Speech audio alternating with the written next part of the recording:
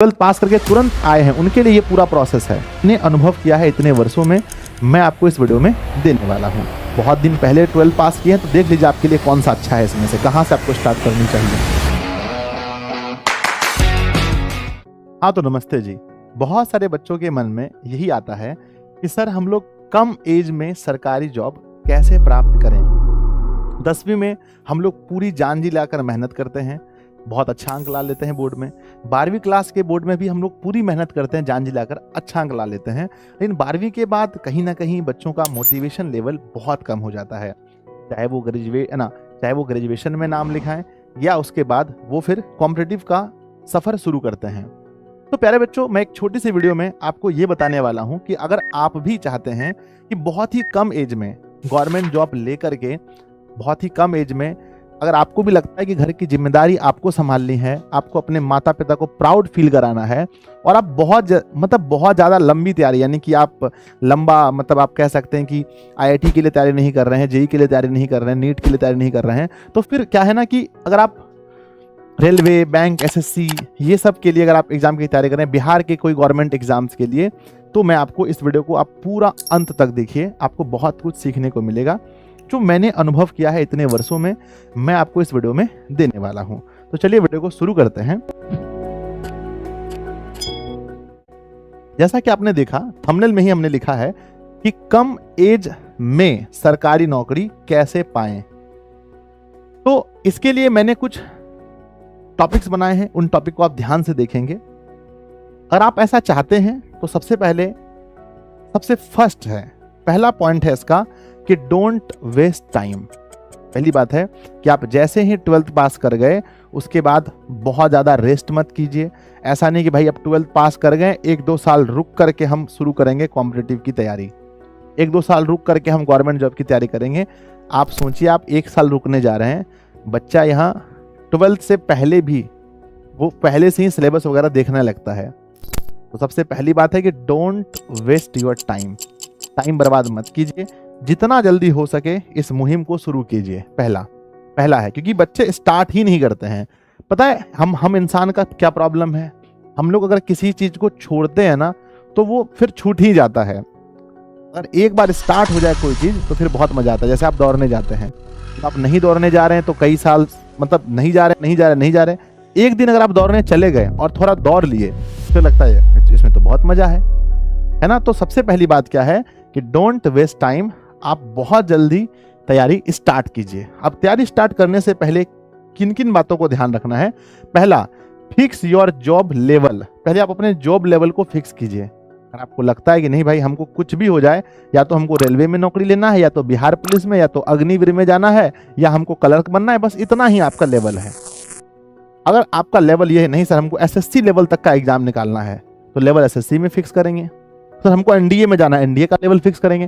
पहले level fix कीजिए कि किस लेवल का आप तैयारी करना चाहते हैं, है ना, और उसी लेवल का पढ़िए। अगर आपको पता है कि हमको जाना है, कुछ भी हो जाए, हमको जाना है अग्निवीर में, हमको बिहार पुलिस में जाना है, हमको टीचर बनना है बीपीएससी में, तो आप क्या है पढ़ने जाइएगा एसएससी लेवल का। अगर आप एसएससी अगर पता नहीं हमको एसएससी लेवल तक का पढ़ना, पहले लेवल फिक्स कीजिए।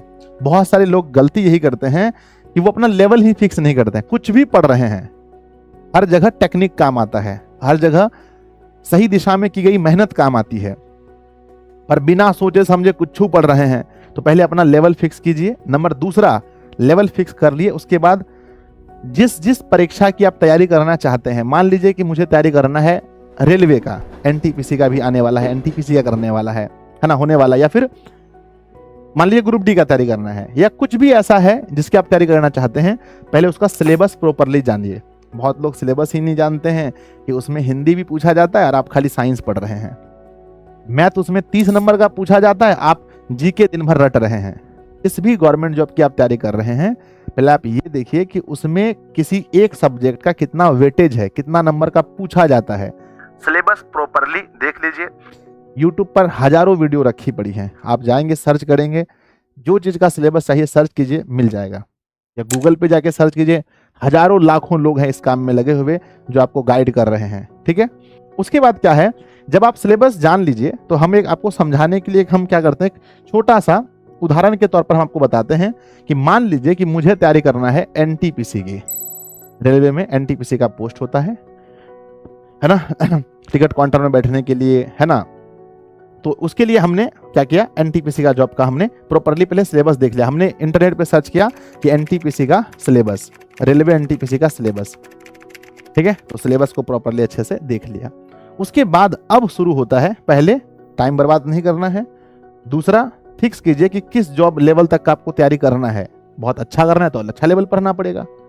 अब क्या है, सिलेबस भी जान गए, अब आपको कंप्लीट पहले एक बार सिलेबस पढ़ना है।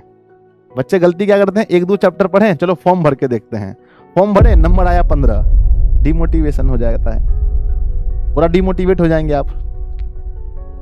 प्रॉपरली कोई भी जॉब का फॉर्म भरने से पहले एक बार सिलेबस को पूरा पढ़ना ही पड़ेगा। मैथ में अगर मान लीजिए कि 46 चैप्टर है, कॉम्पिटिटिव में पढ़ना पड़ेगा। रीजनिंग में 29 चैप्टर है, आपको 29 पढ़ना पड़ेगा। तो जितने चैप्टर्स हैं पहले एक बार पढ़ना पड़ेगा। जीके एक बार पूरा पढ़ना पड़ेगा, एक बार जीएस पूरा पढ़ना पड़ेगा। करंट सिर्फ ये चीज है कि आपको डेली पढ़ना पड़ता है। तो कंप्लीट फुल सिलेबस, और जब आप फुल सिलेबस करें तो 3 चीजों का ध्यान रखें जो मैंने अभी तक जाना है। पहला चीज है कि टीचर, कई बार ना अगर आप गलत टीचर का चुनाव कर लिए और सिलेबस कंप्लीट भी कर लिए तो आप गवर्नमेंट जॉब नहीं निकाल सकते हैं, ठीक है। पहले टीचर अच्छा चुनिए। अच्छा कैसे चुने सर, टीचर बताइए, आप ही बता दीजिए। अच्छा टीचर वो है जिससे आपको समझ में आता हो। अच्छा टीचर वो है जब आप पढ़ें तो देखें भैया ये टीचर जो पढ़ा रहा है इससे पढ़ने के बाद हमको समझ में आया कि नहीं, और आया तो क्वेश्चनवा बनता है कि नहीं बनता है, क्वेश्चन भी तो बनना चाहिए, ठीक है। तो टीचर को जांचने का तरीका है, किसी उनका एक चैप्टर पढ़ के देखिए, पता चल जाएगा कि टीचर आपको कितना वैल्यू ऐड कर रहा है आपके जीवन में, कितना वैल्यू आपको मिल रहा है। पहले टीचर, उसके बाद दूसरा होता है सबसे इंपॉर्टेंट बुक। जिस बुक से आप प्रैक्टिस कर रहे हैं वो बुक कितना अच्छा है, उस बुक से सवाल परीक्षा में आता है कि नहीं आता है, डिजिट बदल के आता है कि नहीं आता है, ये पता करना। उसके बाद तीसरा है बच्चों इन्वायरमेंट, यानी वातावरण। जहां पर भी आप तैयारी कर रहे हैं वहां का वातावरण कैसा है। अगर सब लोग फ्रेशर हैं, मजा नहीं आ रहा है, मजा नहीं आएगा। आप कहीं ग्रुप स्टडी कर रहे हैं तो 1-2 लोग अनुभवी होना बहुत जरूरी है, जो इस क्षेत्र के महारथी हैं, जो बहुत दिनों से पढ़ रहे हैं। या नहीं तो फिर नए लोगों के साथ बैठ के पढ़ने से अच्छा है आराम से घर पे बैठ के पढ़िए। आजकल इंटरनेट की दुनिया है, क्या नहीं है, हर चीज पॉसिबल है। क्या चीज का डाउट रह गया, कुछ भी पूछिए गूगल बता रहा है, कुछ भी पूछिए चैट जीपीटी बता रहा है, कुछ भी पूछिए जेमिनी बता रहा है। तो हर चीज तो बता रहा है, आपको किससे पूछना है। किसी इंसान से पूछेंगे तो वो आपको एक जवाब देगा, एक बार पूछ के देख लीजिए चैट जीपीटी से या गूगल से, बहुत जवाब देता है।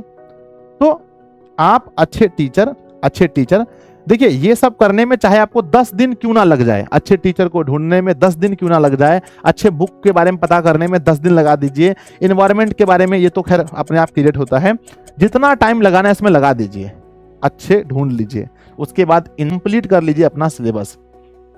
अब आपका सिलेबस कंप्लीट है, अब आपको थोड़ा थोड़ा आ रहा है अंदर से कि हाँ अब हमें लग रहा है कि हम कोई भी परीक्षा में बैठेंगे तो खाली हाथ नहीं आएंगे, कुछ कुछ सवाल को तो लगा के ही आएंगे। अब आपको भरना है फॉर्म। जब आप तैयार हो चुके हैं, लेकिन मैं ये उनके लिए बता रहा हूं जो अभी 12th पास किए हैं, जो 12th पास करके तुरंत आए हैं, उनके लिए ये पूरा प्रोसेस है। अगर आप बहुत दिन पहले 12th पास किए हैं तो देख लीजिए आपके लिए कौन सा अच्छा है, इसमें से कहां से आपको स्टार्ट करनी चाहिए। अब आपको भरना है फॉर्म। तो फॉर्म भरते समय फिल फॉर्म, है ना, फॉर्म ऑफ रिलेटेड जॉब।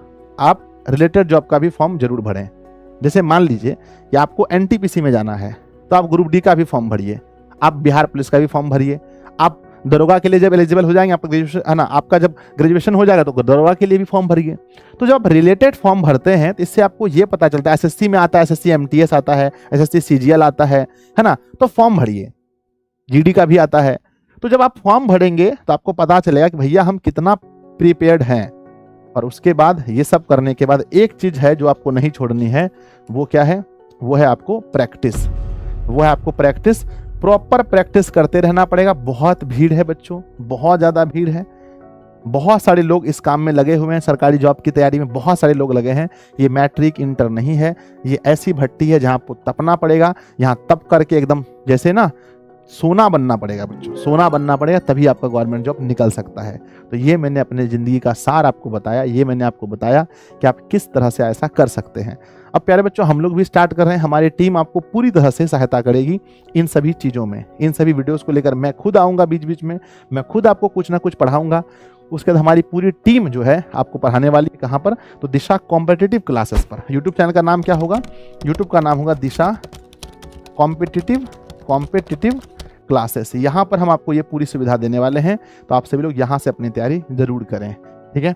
बाकी आप तैयार हो जाएं, अपने दोस्तों को भी कह दें कि भाई अब दिशा वाले भी पीछे नहीं हटने वाले, हम लोग भी कॉम्पिटिटिव तैयारी करेंगे। और बहुत अच्छे गाइडेंस में, अच्छा गाइड करने वाले लोगों का होना, समय पर सिलेबस पूरा करने वाले का होना बहुत ज़रूरी है बच्चों हमारे एजुकेशन में, ठीक है। तो धन्यवाद। आप लोगों ने इस वीडियो से क्या सीखा कमेंट बॉक्स में ज़रूर लिखिएगा, अपने दोस्त में ज़रूर शेयर कीजिएगा, है ना। ये मेरी पहली वीडियो है इस टाइप की इस चैनल पर, तो मैं उम्मीद करता हूँ आप लोग बहुत प्यार देंगे। बाकी के लिए मिलते हैं अगली वीडियो में। कोई अगर मन में टॉपिक है तो कमेंट बॉक्स में ज़रूर लिखें, मैं समय निकाल कर वीडियो ज़रूर बनाऊंगा। धन्यवाद।